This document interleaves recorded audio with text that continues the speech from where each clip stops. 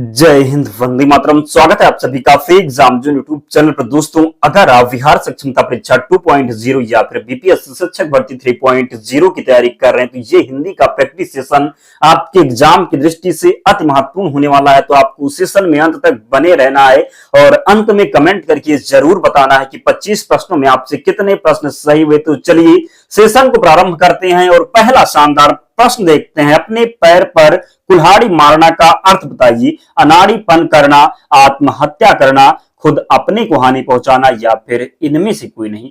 तो बात कर लें, अपने पैर पर कुल्हाड़ी मारना का जो अर्थ हो जाएगा खुद अपने को हानि पहुंचाना। क्या? तो अपने पैर पर कुल्हाड़ी मारना का अर्थ हो जाएगा खुद अपने को हानि पहुंचाना। ध्यान रखिएगा। नेक्स्ट, घर का पर्यायवाची शब्द बताइए। आपको बताना है घर का पर्यायवाची विहार होगा, इला होगा, निकेतन होगा या फिर यह सभी हो जाएगा।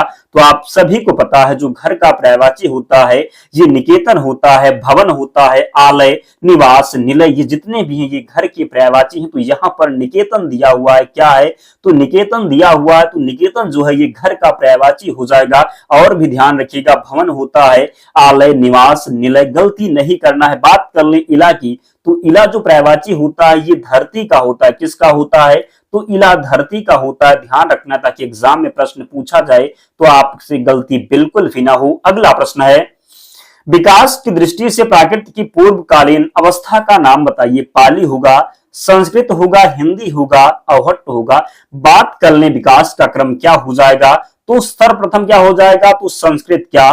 तो सर्वप्रथम जो हो जाएगी भाषा वो संस्कृत हो जाएगी। संस्कृत से पाली, पाली से प्राकृत, प्राकृत के बाद में अपभ्रंश, अपभ्रंश से अवहट्ट और अवहट्ट से हिंदी। तो इस प्रकार आपको विस्तार क्रम है, जरूर ध्यान रखिएगा। तो बात कर लें यहां पर विकास की दृष्टि से प्राकृत की पूर्वकालीन जो अवस्था हो जाएगी ये क्या हो जाएगी, तो आप सभी को ध्यान रखना है। जिसने भी पाली यानी कि फर्स्ट ऑप्शन का चयन किया है राइट आंसर हो जाएगा। ध्यान रखिएगा, विकास क्रम जरूर ध्यान रखना। संस्कृत, संस्कृत से पाली, पाली से प्राकृत, प्राकृत से अपभ्रंश, अपभ्रंश से अवहट्ट, उसके बाद में हिंदी। जरूर ध्यान रखिएगा। नेक्स्ट, निम्न में से एक शब्द में द्विगु समास है, उस शब्द का चयन कीजिए। भूदान, आजीवन, सप्ताह या फिर प्रतिदिन। तो सर्वप्रथम हम बात कर ले समास, तो कितने प्रकार होते हैं, तो 6 प्रकार होते। जरूर ध्यान रखिएगा। यहां पर द्विगु समास दिया हुआ है। क्या है? तो द्विगु समास दिया हुआ है। द्विगु समास में पहला जो पद होता है ये संख्यावाची होता है।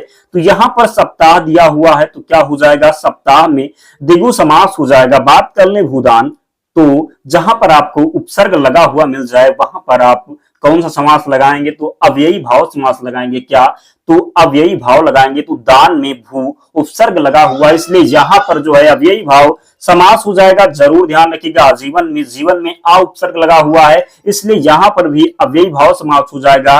प्रतिदिन में, तो दिन में क्या लगा है, तो प्रति उपसर्ग लगा हुआ है इसलिए प्रति यहां पर उपसर्ग है तो यहां पर भी अव्ययी भाव समास हो जाएगा। ध्यान रखिएगा। नेक्स्ट, इनमें से कौन अंक का एक अर्थ नहीं है, आपको बताना है। 4 ऑप्शन आपके सामने हैं। इनमें से कौन अंक का एक अर्थ नहीं है? चिन्ह, भाग्य, गोद, रक्षा। तो बात कर लें यहां पर कि अंक का कौन सा अर्थ नहीं है, तो भाग्य जो है। चिन्ह की बात कर लें तो चिन्ह जो होता है ये अंक का अर्थ होता है। गोद भी होता है और रक्षा भी होता है, लेकिन यहां पर भाग्य नहीं होता, इसलिए यहां पर जिसने भी सेकंड ऑप्शन का चयन किया यानी कि भाग्य, राइट आंसर जो है इसका हो जाएगा। जरूर ध्यान रखिएगा। नेक्स्ट, और जिन प्यारे दोस्तों ने अब तक वीडियो को लाइक नहीं किया है तो प्लीज आप लोग वीडियो को जरूर लाइक कर दें और चैनल को सब्सक्राइब करके हमारे साथ जुड़ जाएं, क्योंकि यहां पर आपको वही प्रश्न मिलेंगे जिस प्रकार के प्रश्न आपके एग्जाम में निश्चित ही देखने को मिलेंगे। तो आप लोग भी हमारा सपोर्ट जरूर करें, वीडियो को लाइक करें और चैनल को जरूर सब्सक्राइब कर लें। प्रश्न है, इनमें से कौन सा शब्द शुक्ल का विलोम है? आपको शुक्ल का विलोम बताना है।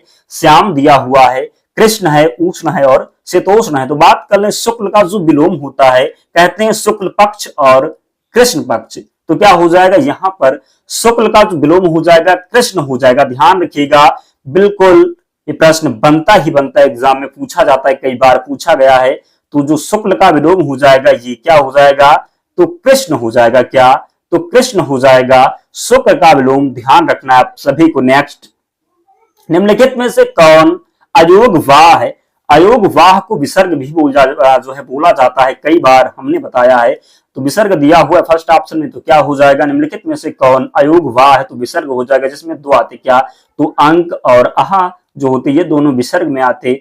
जरूर ध्यान रखिएगा यहाँ पर महाप्राण दिया हुआ है, तो महाप्राण जो होता है ये दूसरा और चौथा होता है क्या, तो दूसरा और चौथा महाप्राण होता। संयुक्त व्यंजन कितने हैं, तो 4 हैं। कितने, तो संयुक्त व्यंजन की यहाँ पर बात कर लें तो 4 संयुक्त व्यंजन है, ध्यान रखिएगा। छा और त्रा, ज्ञा और श्रा जो होता है ये 4 संयुक्त व्यंजन होते, ध्यान रखिएगा। अल्पप्राण की बात करें तो पहला और तीसरा और पांचवा ये क्या होते, तो ये अल्पप्राण होते। दूसरा चौथा जो होता है ये महाप्राण होता। विसर्ग हो गया ये अंक का, संयुक्त व्यंजन 4 होते, तो यहां पर राइट आंसर विसर्ग है, ध्यान रखिएगा। नेक्स्ट, इनमें से किस बोली का बिहारी हिंदी से संबंध नहीं है, अवधी, मगही, भोजपुरी या फिर मैथिली। तो बात करें इनमें से किस बोली का बिहारी हिंदी से संबंध नहीं, तो बिहारी हिंदी की बात करें तो मगही, भोजपुरी और मैथिली ये तीनों बिहारी बोली में आती, बिहारी हिंदी में आती। जबकि अवधी की बात कर लें तो ये उत्तर प्रदेश के पूर्वी क्षेत्र में अवधी बोली जाती। कहां पर, जैसे अयोध्या हो गया,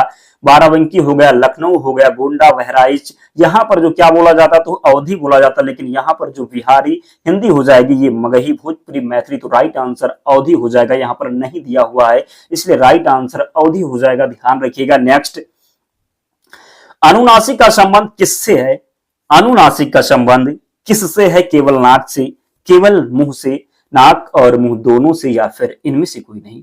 तो अनुनासिक का संबंध केवल नाक से, केवल मुंह से, तो अनुनासिक, अनुनासिक का जो संबंध हो जाएगा ये नाक और मुंह दोनों से हो जाएगा। क्या, तो अनुनासिक का संबंध किससे है, तो नाक और मुंह दोनों से है, जरूर ध्यान रखिएगा। नेक्स्ट, परोपकार में प्रयुक्त संधि का नाम बताइए, परोपकार में प्रयुक्त संधि का नाम बताइए।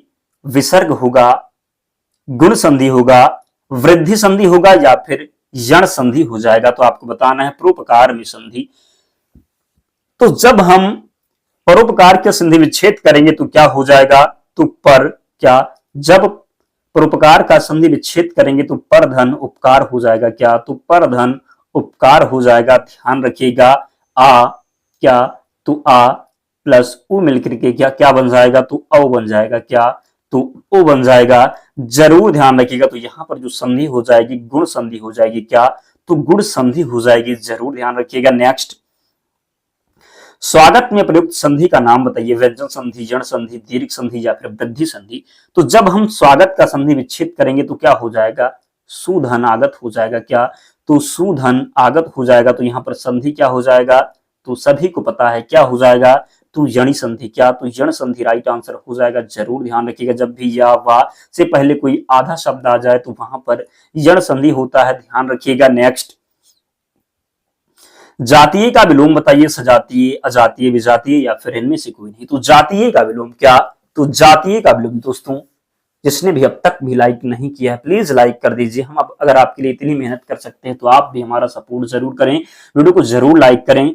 जातीय का विलोम बताइए, सजातीय, अजातीय या फिर विजातीय। तो जो जातीय का विलोम होता है ये क्या होता है, तो विजातीय हो जाएगा। क्या, तो जातीय का विलोम हो जाएगा विजातीय, जरूर ध्यान रखिएगा। नेक्स्ट, शिशु रिक्त स्थान दिया हुआ है और अबोध होता है। शिशु अल्पज्ञ और अबोध होता है, बहुज्ञ और अबोध होता है या फिर अज्ञ और अबोध होता है। तो क्या हो जाएगा, शिशु अज्ञ और अबोध होता है, ध्यान रखिएगा। नेक्स्ट, खून का घूंट पीना मुहावरे का सही अर्थ बताइए। गुस्सा पचा जाना, भयभीत होना, गुनाह करना या फिर इनमें से कोई नहीं।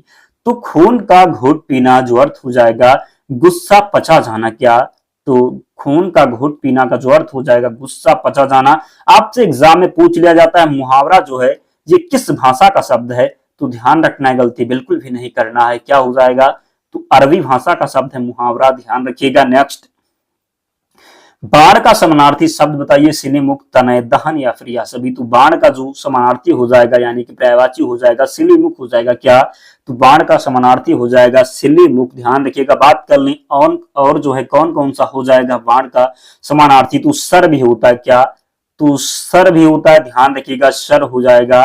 और क्या हो जाएगा, तो तीर हो जाएगा। क्या, सर हो जाएगा, तीर हो जाएगा, और क्या हो जाएगा, तो सहायक हो जाएगा। क्या, तो सहायक हो जाएगा। विसिक भी होता है। क्या, तो विसिक भी होता है। क्या क्या हो जाएगा बाण का समानार्थी, तो सिलीमुक्त तो ऑप्शन में दिया हुआ है। उसके बाद में सर हो जाएगा, तीर हो जाएगा, सहायक, विसिक, ये सब जो है ये बाण का समानार्थी है। बात कर ले तनय, तो तनय जो होता है ये पुत्र का होता है। यहां पर अगर बड़ा का मात्रा लग जाए या में तनया हो जाएगा, तो तनया मतलब क्या होता, तो पुत्री का होता, जरूर ध्यान रखिएगा। नेक्स्ट, बाहर लकड़ी के पड़े हुए हैं, समूह पड़े हुए हैं, झुंड, गट्ठर या फिर या सभी, तो बाहर लकड़ी के गट्ठर पड़े हुए हैं। क्या, तो बाहर लकड़ी के गट्ठर पड़े हुए हैं, ध्यान रखिएगा। नेक्स्ट, व्यवधान का पर्यायवाची शब्द बताइए, आपको व्यवधान का पर्यायवाची शब्द बताना है। बाधा दिया हुआ है, प्रीति है, भ्रमण है, या फिर इनमें से कोई नहीं। तो व्यवधान का जो पर्यायवाची शब्द हो जाता है ये बाधा हो जाता है। कहते हैं कि आपने हमारे कार्य में व्यवधान उत्पन्न कर दिया। क्या कर दिया, तो व्यवधान उत्पन्न कर दिया, यानी कि बाधा उत्पन्न कर दिया। पहले राक्षस लोग जब होते थे तो यज्ञ में क्या उत्पन्न करते थे, तो वहां पर अगर आप देखते होंगे तो पता होगा व्यवधान कहते थे। क्या, कि राक्षस लोग यज्ञ में क्या करते थे, तो व्यवधान उत्पन्न करते थे, विघ्न डालते थे। तो क्या हो जाएगा, बाधा उत्पन्न करना। ध्यान रखिएगा, गलती बिल्कुल भी नहीं करना है। नेक्स्ट, स्वर संधि का उदाहरण कौन सा? स्वर संधि, वागीश, दिगंबर, रत्नाकर या फिर दुष्कर्म। संधि से प्रथम बात करें तो कितने होते, तो संधि के 3 प्रकार होते, लेकिन स्वर संधि की बात कर लें तो स्वर संधि के कितने प्रकार होते, तो 5 प्रकार होते। यहां पर पूछा गया स्वर संधि का उदाहरण कौन सा है, तो वागीश की बात करें तो वागीश का जब आप संधि विच्छेद करेंगे तो वाक धनीश हो जाएगा, वाक के नीचे जो है हलंत लग जाएगा। दिगंबर की बात करें तो दिक धन अंबर हो जाएगा। दुष्कर्म की बात करें तो दुह धन कर्म हो जाएगा, इसमें विसर्ग हो जाएगा। इसमें वागीश में व्यंजन हो जाएगा, दिगंबर में क्या हो जाएगा, तो व्यंजन हो जाएगा। तो रत्नाकर दिया हुआ है, तो रत्नाकर एक ही है जिसमें स्वर संधि यानी कि स्वर संधि है, ध्यान रखिएगा। रत्नाकर में स्वर संधि की बात करें तो स्वर संधि में दीर्घ संधि है, जरूर ध्यान रखिएगा। जब हम रत्नाकर का संधि विच्छेद करेंगे तो रत्नधर क्या हो जाएगा, तो रत्न धन आकर हो जाएगा। क्या, तो रत्न धन आकर हो जाएगा। आ प्लस दीर्घ आ मिलकर के क्या बन जाएगा, तो दीर्घ आ बन जाएगा, जरूर ध्यान रखिएगा। तो यहां पर क्या हो जाएगा, तो रत्नाकर में जो है दीर्घ संधि हो जाएगा, दीर्घ संधि। तो यहां पर स्वर संधि दिया हुआ है, तो स्वर संधि का उदाहरण हो जाएगा रत्नाकर, जरूर ध्यान रखिएगा। नेक्स्ट, आकाश को छूने वाला के लिए एक शब्द बताइए, खगोलीय, आकाशीय, गगनचुंबी या फिर या सभी। तो आकाश को छूने वाला क्या हो जाएगा, गगनचुंबी बोलते, क्या बोलते, गगनचुंबी इमारतें। तो क्या हो जाएगा, आकाश को छूने वाला गगनचुंबी हो जाएगा, ध्यान रखना है, गलती नहीं करना है। नेक्स्ट, निम्न में से एक तत्सम शब्द छांट कर बताइए। हमने आपको बताया तत्सम, तत्सम जो होते हैं संस्कृत के शब्द ज्यों के त्यों प्रयोग होते हैं उन्हें क्या कहते हैं, तो तत्सम शब्द कहते। तद्भव पूछा जाता तो जो संस्कृत के शब्द हिंदी में प्रयोग किए जाते उन्हें तद्भव कहते। तो यहाँ पर अनजान दिया और सच है, पत्ता है तो घोटक होता।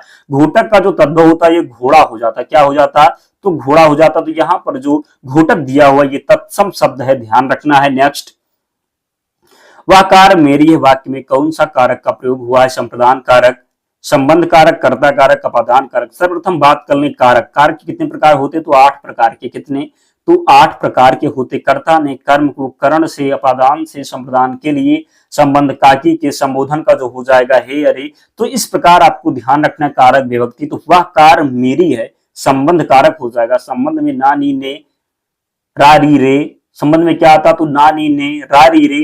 तो मेरी, मेरी दिया हुआ है, यह कार क्या है, तो मेरी है। वह कार जो है मेरी है, संबंध बता रहा, तो क्या हो जाएगा, संबंध कारक हो जाएगा। संप्रदान के लिए, कर्ता ने, अपादान से।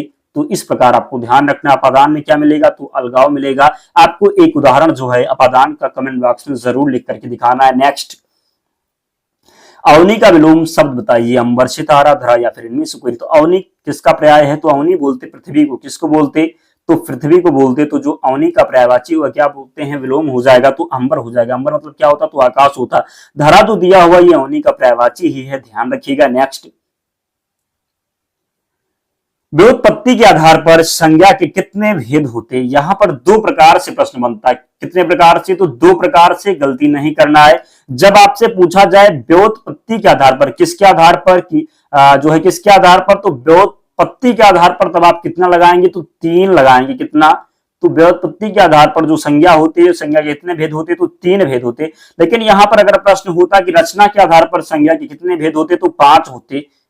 आपको कंफ्यूजन नहीं करना, कंफ्यूजन आपके अंदर ना क्रिएट हो, इसके लिए आपको ध्यान रखना। व्युत्पत्ति के आधार पर जब पूछा जाए तो 3 और रचना के आधार पर जब पूछा जाए तो 5 ध्यान रखना। तो यहां पर जो राइट आंसर हो जाएगा फर्स्ट ऑप्शन हो जाएगा। नेक्स्ट, अर्थ के आधार पर शब्द के कितने प्रकार होते? तो 2, 4, 5 या फिर 6। तो अर्थ के आधार पर शब्द के 2 प्रकार होते, ध्यान रखिएगा।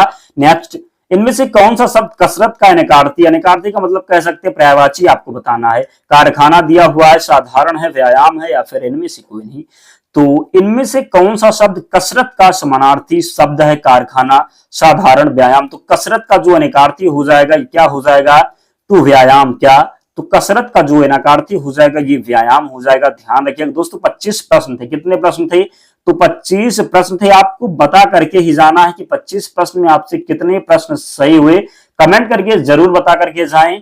और जिस प्यारे दोस्त ने अब तक वीडियो को लाइक नहीं किया, आप सभी लोग वीडियो को लाइक करके ही जाना और चैनल को सब्सक्राइब कर लेना। अगर आप लोग इसकी पीडीएफ चाहते हैं तो टेलीग्राम चैनल से जुड़ जाना, लिंक डिस्क्रिप्शन बॉक्स में, या आप टेलीग्राम पर जाना और वहां पर आपको सर्च करना है। क्या सर्च करना है? तो फ्री एग्जाम जोन सर्च करना है। आपको चैनल मिल जाएगा, आप लोग ज्वाइन हो जाना, वहां पर आपको सारी पीडीएफ मिल जाएगी। तो मिलते हैं नेक्स्ट वीडियो में, तब तक पढ़ते रहिए, ध्यान रखिए अपना, स्वस्थ और सुरक्षित रहिए। जय हिंद।